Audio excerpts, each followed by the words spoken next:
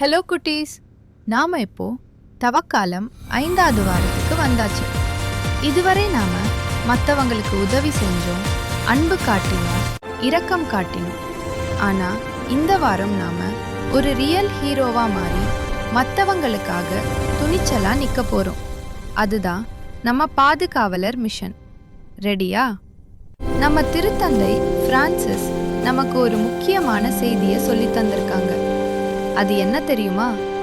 நம்ம ஸ்கூல்லையோ இல்லை வீட்டு பக்கத்துலையோ யாரையும் அவங்க குண்டா இருக்காங்க, ஒல்லியா இருக்காங்க, கருப்பா இருக்காங்க, இல்லைன்னா அவங்களுக்கு ஏதோ ஒரு குறை இருக்குன்னு சொல்லி மனசு வலிக்கிற மாதிரி கிண்டல் பண்ணவே கூடாது.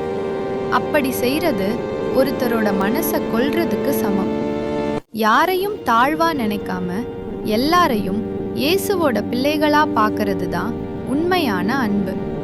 இதை மையப்படுத்தி நாம இந்த வாரம் 3 முக்கியமான காரியங்களை செய்ய போறோம். 1. கிண்டலை தடுப்பேன். யாரையும் உருவத்தையோ குறையையோ சொல்லி கேலி பண்ண மாட்டேன்னு இயேசுவுக்கு ப்ராமிஸ் பண்ணுங்க. யாராவது அப்படி செஞ்சா வேடிக்கை பார்க்காம அது தப்புன்னு தைரியமா சொல்லுங்க. 2.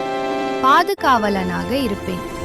உங்க கிளாஸ்ல யாராவது பலவீனமா இருந்தா அல்லது எல்லாரும் அவங்களை ஒதுக்கி வச்சா நீங்க போய் அவங்களுக்கு பாதுகாப்பாக இருங்க. அவங்களோடு பேசி நண்பர்களா சேர்த்துக்கோங்க. 3. உண்மையை பேசுவேன்.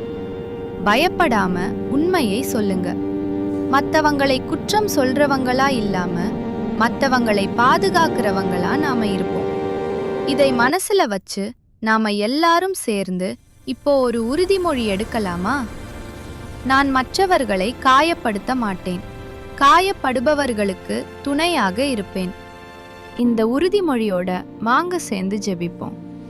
அன்பு இயேசுவே, நன்மையை நிலைநாட்டவும் பலவீனமானவர்களை பாதுகாக்கவும் எனக்கு தேவையான துணிவை தாங்க. உமது அமைதியின் கருவியாக என்னை மாத்துங்க. ஆமென்.